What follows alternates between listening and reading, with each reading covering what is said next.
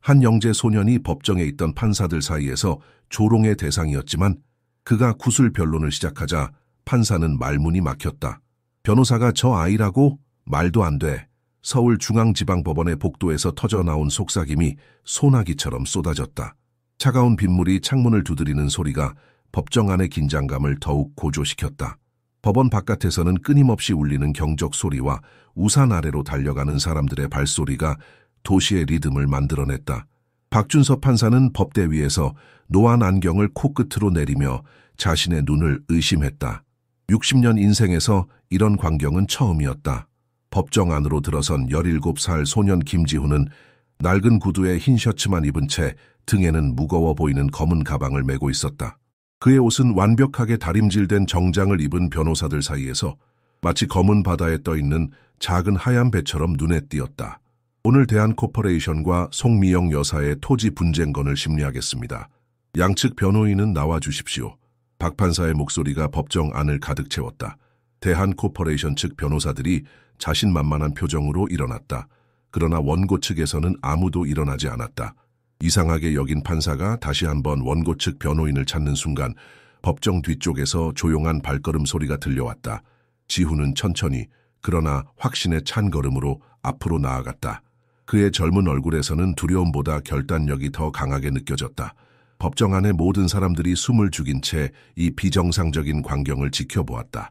몇몇 변호사들은 코웃음을 치며 무시하는 눈길을 던졌지만 지훈은 그들의 시선을 무시한 채 앞만 보았다. 귀하는 송미영 여사의 변호인이십니까? 박 판사의 목소리에는 의심과 경멸이 섞여 있었다. 네, 판사님. 저는 송미영 여사의 변호인 김지훈입니다. 그의 또렷한 목소리가 법정 안을 가득 채웠을 때 법정 뒤쪽에서 허리가 굽은 노인 한 명이 떨리는 손으로 일어났다. 송미영 여사였다. 그녀의 주름진 얼굴에는 걱정과 희망이 동시에 서려 있었다. 저 아이가 제 변호사가 맞습니다. 다른 아무도 저를 도와주지 않았어요. 그녀의 말에 법정 안은 더욱 소란스러워졌다. 박 판사는 망치를 내리쳤다. 조용히 하십시오. 자격 증명을 요구합니다. 지금 당장. 지훈은 가방을 내려놓고 봉인된 서류 봉투를 꺼냈다. 그리고 그 순간 모두의 예상을 뒤엎을 법정 싸움이 시작되려 하고 있었다. 법정 직원이 지훈의 자격증 서류를 박 판사에게 전달했다. 박 판사는 안경을 고쳤으며 문서를 꼼꼼히 살펴보기 시작했다. 그의 표정이 점차 변해갔다. 처음에는 분명한 조롱과 불신이었으나 문서를 넘길수록 그의 눈썹이 점점 더 높이 올라갔다. 이건 정규 대한변호사협회의 자격증이군요. 박 판사의 목소리에는 여전히 의심이 깔려 있었다. 어떻게 이런 나이에 자격증을 받았습니까? 무슨 특별 프로그램이라도? 지훈은 침착하게 대답했다. 판사님, 저는 많이 공부했을 뿐입니다. 하지만 지금은 제 개인적인 이야기보다는 의뢰인의 방어가 더 중요하다고 생각합니다. 박 판사의 얼굴에 당혹감이 스쳤다. 법정 안의 변호사들과 방청객들 사이에서는 놀라움과 의심이 섞인 웅성거림이 커져갔다.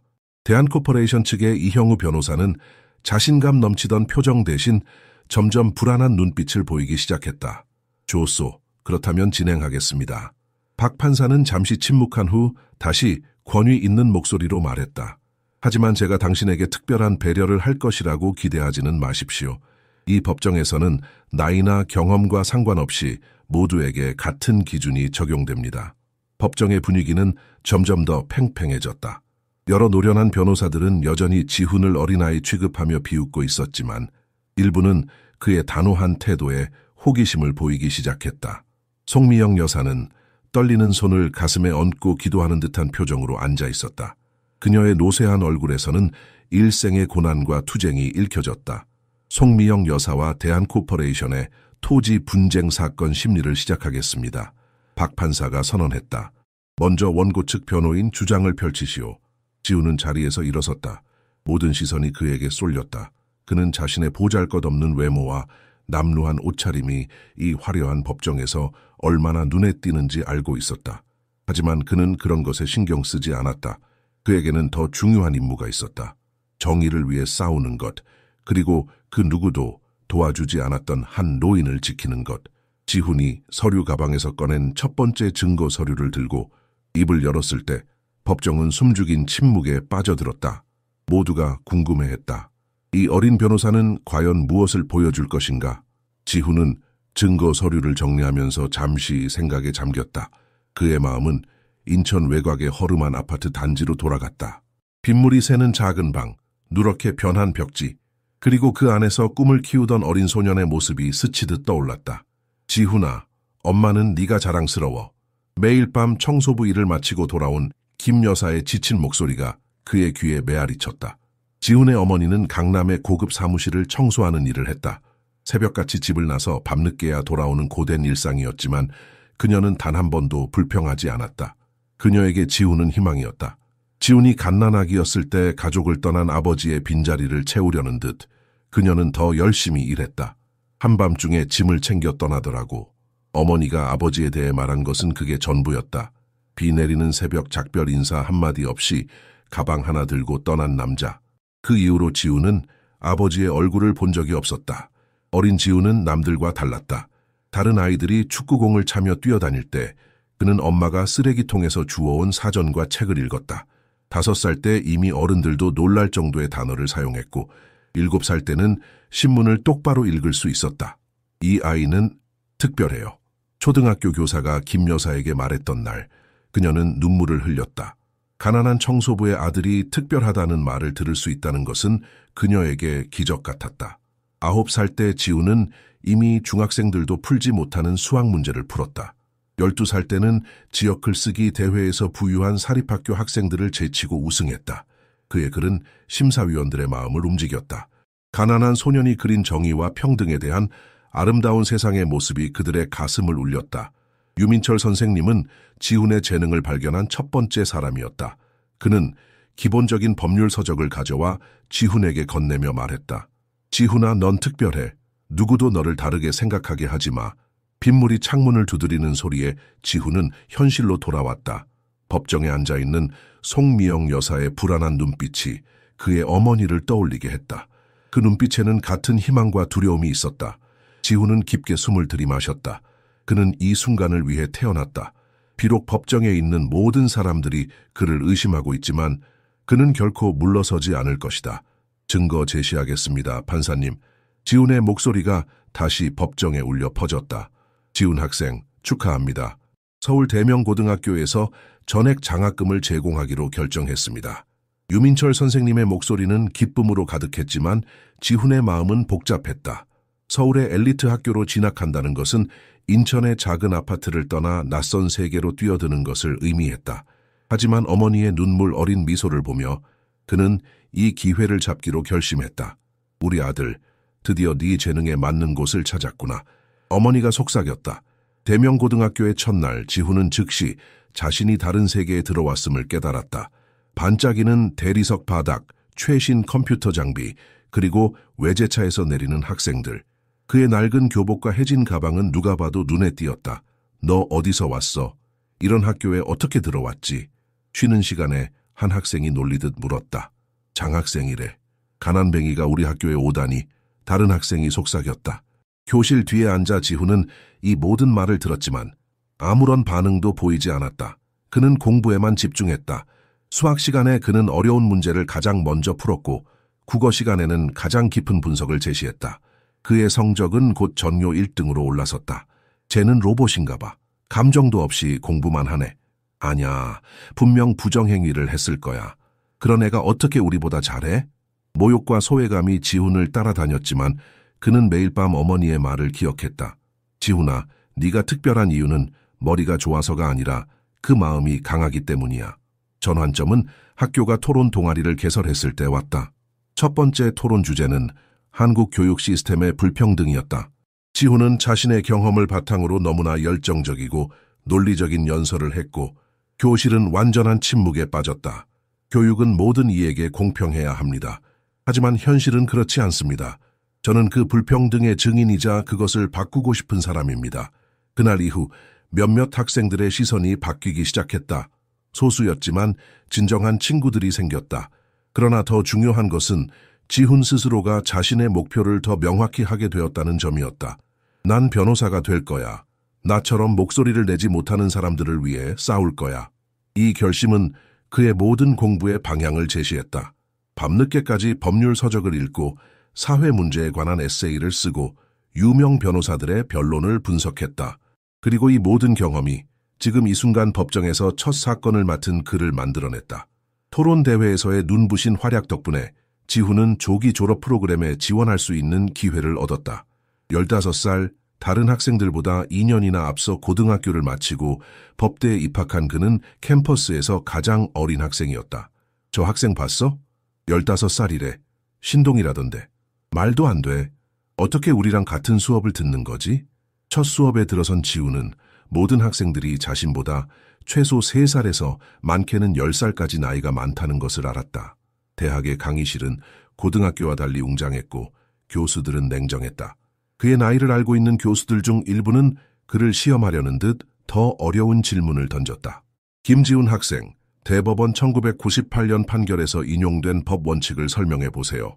지훈은 눈 하나 깜짝하지 않고 완벽한 답변을 내놓았다. 그의 대답에 강의실은 잠시 정적에 빠졌다.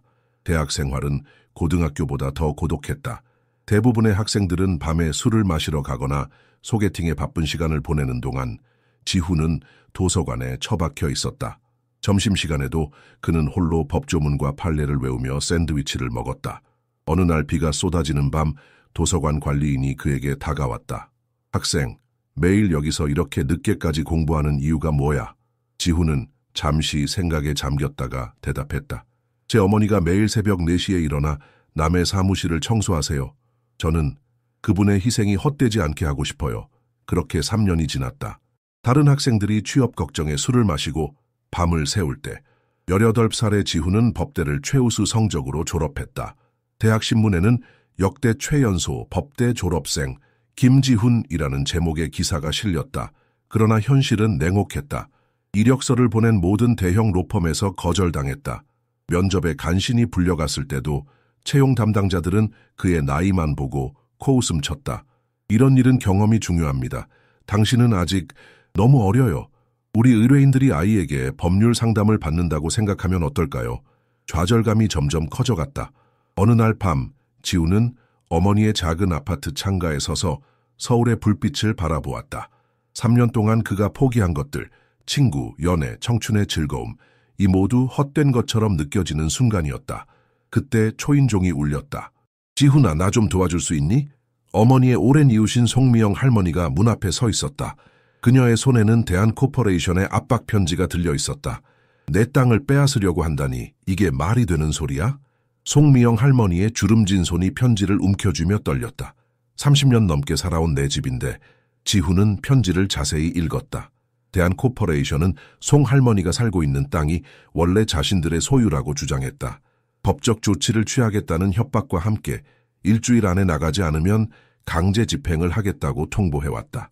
이건 불법입니다, 할머니. 걱정 마세요. 제가 도와드릴게요. 그날부터 지훈은 송 할머니의 집에 관한 모든 서류를 조사하기 시작했다. 오래된 등기부등본, 세금 납부 기록, 심지어 송 할머니 남편이 땅을 구입했을 때의 영수증까지 하나하나 찾아냈다. 밤늦게까지 법률 도서관에서 관련 판례를 찾아보았다. 심리 일주일 전, 대한코퍼레이션 측에서 전화가 왔다. 김지훈 씨, 그런 어린 나이에 변호사가 되셨다고요? 놀랍네요. 하지만 이번 건은 당신 같은 초보에게는 벅찬 사건입니다. 송 여사께 말씀드리세요. 우리가 제시한 보상금을 받고 조용히 나가는 게 모두에게 좋을 겁니다. 지훈은 한숨조차 내쉬지 않고 단호하게 응답했다. 법정에서 뵙겠습니다. 심리 전날 밤 지훈은 어머니와 함께 저녁을 먹었다. 식탁 위에는 어머니가 특별히 준비한 삼계탕이 놓여 있었다. 내일이 내 첫 재판이지. 기운 내라고 특별히 만들었어. 지훈은 어머니의 투박한 손을 바라보았다. 수십 년간의 청소 일로 굳은 살이 박힌 그 손에 자신의 꿈이 담겨 있었다. 엄마, 내일 이길 수 있을까요? 우리 아들이 정의롭다고 믿는 일이라면 반드시 이길 거야. 심리 당일 아침, 지훈은 평소보다 일찍 일어났다. 어머니가 다려놓은 파란색 셔츠와 검은색 바지를 입고 구두약을 바른 낡은 구두를 신었다. 거울 앞에 선 그의 모습은 여전히 어렸지만 눈빛만은 누구보다 단단했다. 법원으로 향하는 지하철 안에서 지훈은 마지막으로 자료를 검토했다. 옆자리의 회사원이 호기심 어린 시선으로 그를 바라보았다. 학생인데 왜 그런 서류를 보고 있어요? 지훈은 미소로 답했다. 오늘 제가 변호하는 분이 계세요. 서울중앙지방법원에 도착했을 때 송할머니는 이미 법원 입구에서 기다리고 있었다. 그녀의 낡은 한복과 지훈의 검소한 차림새가 고급 정장을 입은 변호사들 사이에서 더욱 도드라졌다. 지훈아, 정말 괜찮을까? 지훈은 송할머니의 떨리는 손을 잡았다. 할머니, 오늘 우리가 이깁니다. 그리고 그들은 함께 법정의 문을 열었다. 법정 문이 열리고 지훈과 송미영 할머니가 들어서자 모든 시선이 그들에게 쏠렸다. 검은 로브를 입은 박준서 판사가 이미 법대에 앉아 있었다. 대한코퍼레이션 측 변호사팀은 비싼 정장을 입고 자신만만한 표정으로 앉아 있었다. 이형우 변호사는 20년 경력의 베테랑으로 수많은 소송에서 승리해온 인물이었다. 송미영 대 대한코퍼레이션 사건을 시작하겠습니다. 박 판사의 망치 소리가 법정에 울려 퍼졌다. 지훈은 심호흡을 하고 변호인석으로 향했다. 그의 얇은 가방에는 밤새 준비한 증거 서류와 법률 자료가 가득했다. 송미영 측 변호인, 자격 증명을 제출하십시오. 지훈은 봉인된 서류 봉투를 꺼내 법원 서기에게 전달했다. 박 판사는 안경을 고쳤으며 서류를 꼼꼼히 살펴보았다.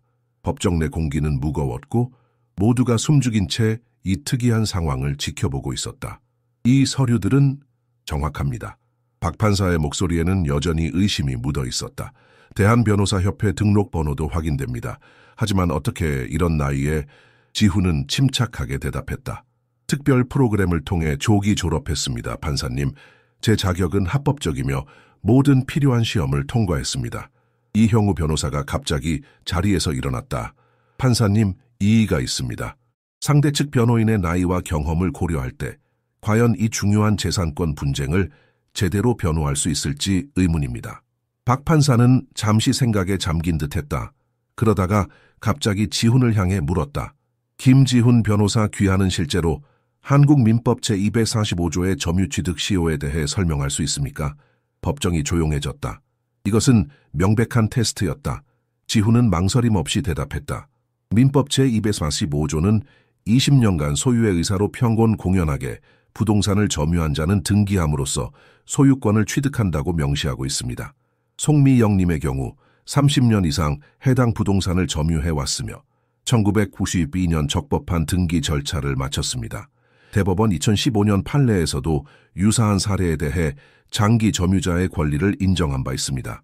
법정이 술렁였다. 박 판사는 눈썹을 치켜올리며 서기를 향해 고개를 끄덕였다. 자격이 확인되었습니다. 재판을 진행하겠습니다. 이 말에 송미영 할머니의 긴장된 얼굴에 작은 희망이 스쳤다. 반면 이형우 변호사는 처음으로 긴장한 듯한 표정을 지었다. 그는 예상치 못한 상대를 만난 것이다. 지훈은 자신의 첫 승리를 차분히 받아들였다.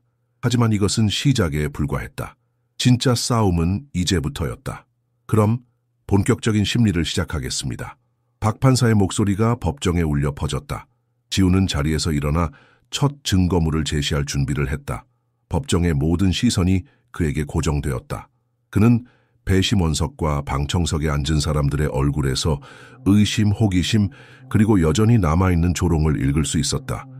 그러나 이제 그런 시선에 흔들릴 여유가 없었다. 존경하는 재판장님, 이 사건의 핵심은 매우 단순합니다.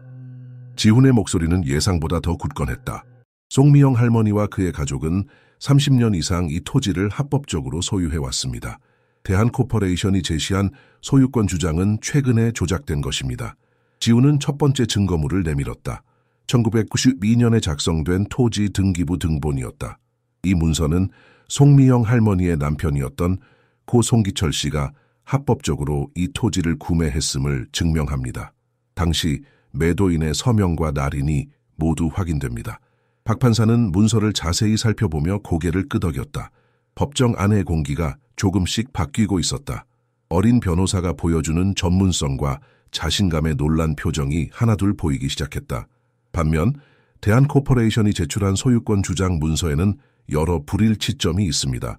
지훈은 두 번째 증거물을 꺼냈다. 이 문서에 있는 서명을 보십시오.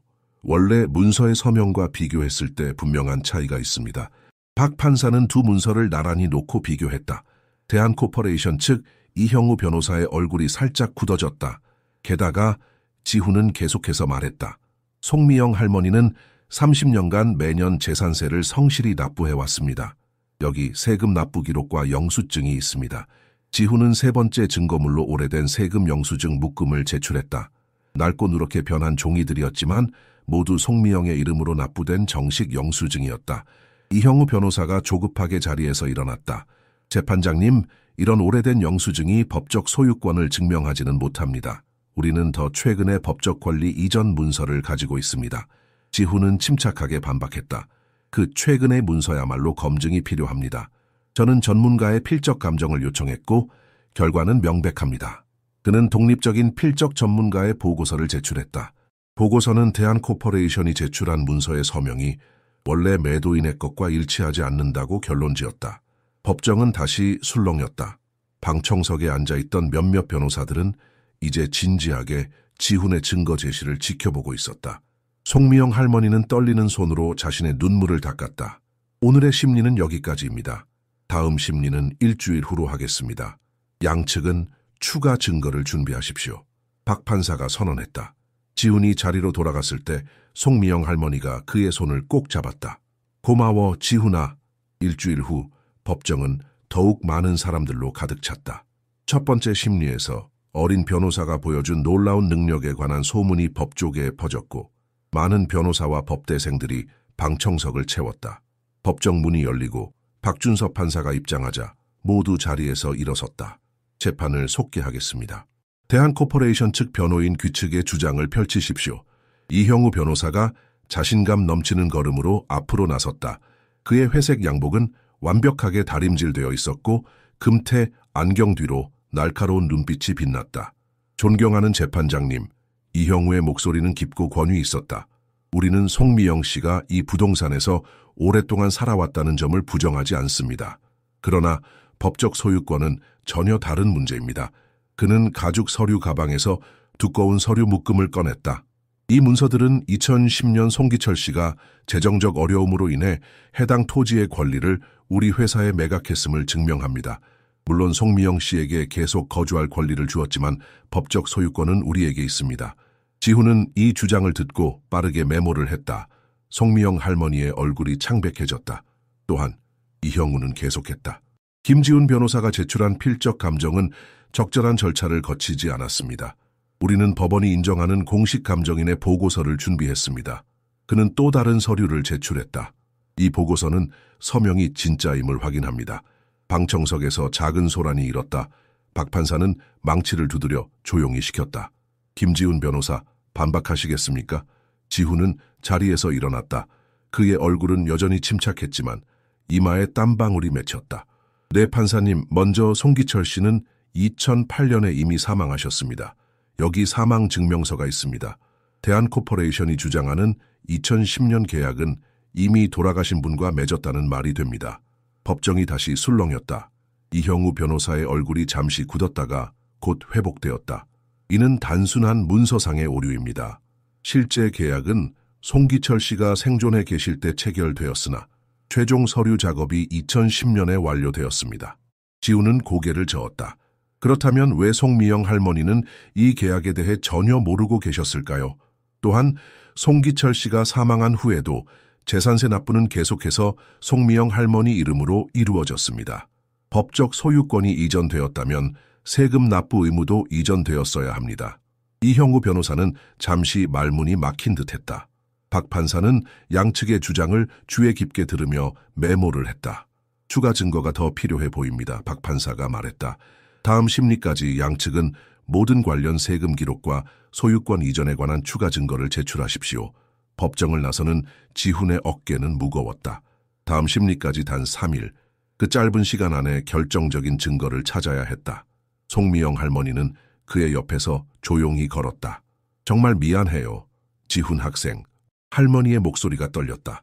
그 회사는 너무 크고 우리는 너무 작은데. 지훈은 손을 내밀어 할머니의 떨리는 손을 잡았다. 할머니, 아직 끝나지 않았어요. 진실은 반드시 이깁니다. 그날 밤 지훈은 어머니의 작은 아파트 부엌 테이블에 온갖 서류를 펼쳐놓고 꼼꼼히 검토했다. 대한코퍼레이션이 제출한 문서, 송미영 할머니의 세금 기록, 등기부 등본, 어디선가 단서를 찾아야 했다. 새벽 3시 지훈은 문득 깨달았다. 그는 대한코퍼레이션이 제출한 계약서의 도장을 자세히 살펴보았다.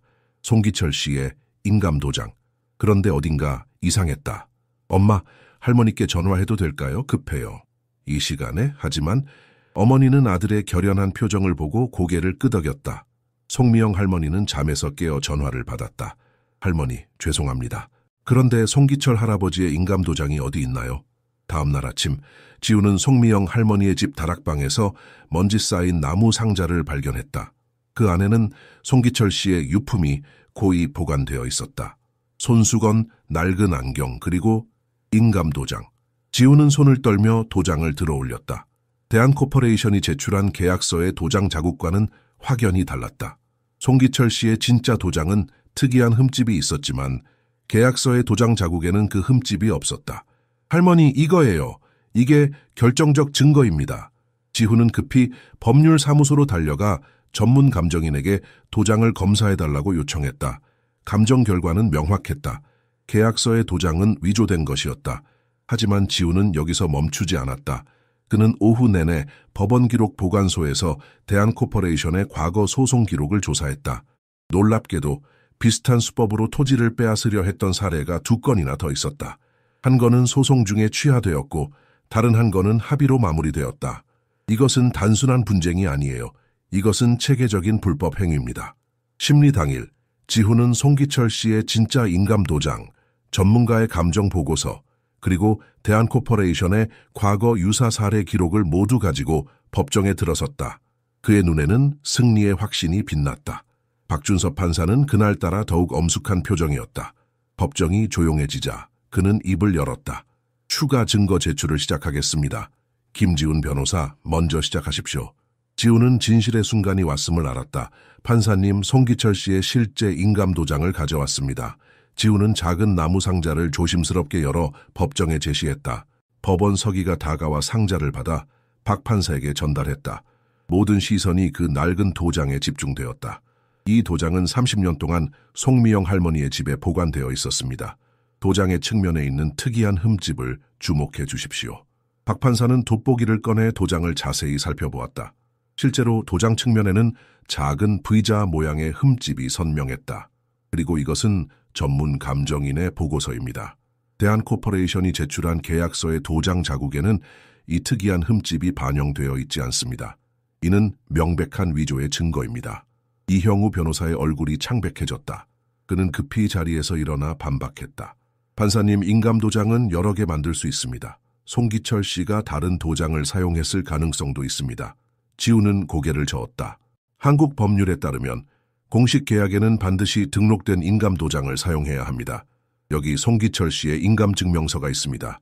등록된 인감의 패턴과 우리가 가져온 도장의 패턴이 일치합니다. 박 판사는 잠시 침묵했다. 그의 날카로운 눈이 서류들을 하나하나 검토했다. 그리고 마침내 그는 지훈을 향해 직접적인 질문을 던졌다. 김지훈 변호사, 이 모든 증거가 사실이라면 왜 이런 사건이 법정까지 오게 되었습니까? 송미영 씨의 소유권이 그렇게 명백하다면 말입니다. 법정이 완전히 조용해졌다. 이것은 판사가 던진 결정적인 질문이었다. 지훈은 잠시 송미영 할머니를 바라보았다. 할머니의 눈에는 수십 년간의 고통과 투쟁이 담겨 있었다. 지훈은 깊은 숨을 들이마시고 대답했다. 판사님, 이 사건은 단순한 토지 분쟁이 아닙니다. 이것은 권력과 돈을 가진 자가 약자를 어떻게 대하는지 보여주는 사례입니다. 대한코퍼레이션은 송미영 할머니 같은 노인들이 법적 지식이 부족하고 변호사를 고용할 돈이 없다는 것을 알고 있었습니다. 그들은 위협적인 편지를 보내고 법적 용어로 혼란을 주고 심지어 문서까지 조작했습니다. 지훈의 목소리는 점점 더 강해졌다. 그들은 송미영 할머니가 포기하고 적은 보상금에 만족할 것이라고 생각했습니다. 하지만 그들은 한 가지를 간과했습니다. 정의는 항상 이긴다는 것을. 비록 시간이 걸리더라도. 박 판사의 표정이 변했다. 그의 엄격한 얼굴에 미소의 그림자가 스쳤다. 방청석에서는 작은 박수 소리가 들렸다가 곧 잦아들었다. 충분합니다. 모든 증거를 검토했습니다. 판결을 내리기 전에 1시간의 휴정을 갖겠습니다. 법정 밖 복도는 웅성거림으로 가득했다.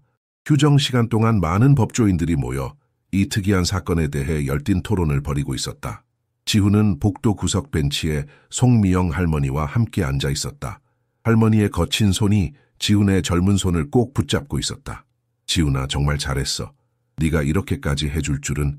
할머니의 목소리가 떨렸다. 지훈은 미소를 지었지만 그의 마음은 여전히 불안했다. 판사의 결정은 예측할 수 없었다. 그는 주변을 둘러보았다. 몇몇 경력 있는 변호사들이 그를 주목하며 작은 목소리로 이야기하고 있었다. 그들의 시선은 더 이상 멸시나 조롱이 아닌 호기심과 약간의 존중이 섞여 있었다. 갑자기 이형우 변호사가 지훈에게 다가왔다. 그의 얼굴은 여전히 자신감으로 가득했지만 눈빛에는 어떤 불안감이 스쳐 지나갔다. 김 변호사, 잠깐 이야기 좀 할 수 있을까요? 이형우의 목소리는 부드러웠지만 강압적이었다. 지훈은 송미영 할머니에게 잠시 기다려달라고 부탁한 후 이형우와 함께 한적한 곳으로 걸어갔다. 당신 나이에 이 정도면 인상적이네요. 이형우가 말을 꺼냈다. 하지만 현실을 직시합시다. 이런 사건에서 대기업을 상대로 이기는 것은 거의 불가능합니다.